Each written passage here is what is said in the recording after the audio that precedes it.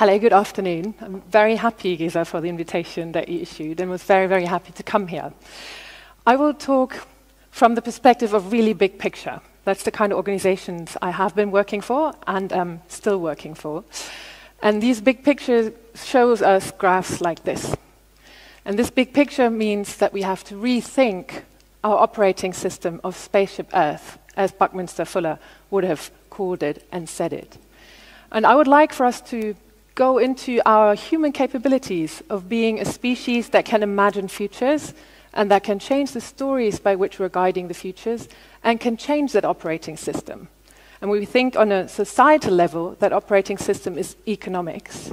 And when you look at these graphs, you can see that the design principle of economics is very similar to the design principle of what we've seen in the Anthropocene and with the problems that it's brought to us. This is why I call it the repair mode sustainability, because the idea was we grow the economy bigger and bigger, and then we have the money to repair our ecosystems and to pay a little bit to the people that haven't benefited in the first round of production and distribution. It also means that we have started to looking at things that should be tools. So if we start about economics, think about economics as social technologies, growth, profits, productivity, innovation, output, competitiveness, all of those are measured in monetary terms right now, and we pursue those as if they were goals in themselves. Unfortunately, those are blind to the things that sustainability has as its core. That's human needs, and that is the regenerative force of that spaceship Earth that we have inherited and are happy to be part of. And this is why I think it's fascinating to see when you do the same Google image search that I've done for that iconography, to look at how is the future of sustainable economies imagined. And it becomes very round, which shouldn't be too surprising when we think about planet Earth and the image that we first had in 1968 from space, being that planet Earth dispensed in the big universe. And then the Brundtland report of 87 says, this has to upset our human self-image. And this is why the invitation is when we start thinking about how do we make these things scale? I mean, that's the question that political economists are after. All the great solutions we saw today, how do we make them scale so that we get out of repair mode and make the operating system sustainable by design? And this is why things like the Sustainable Development Goals are really important.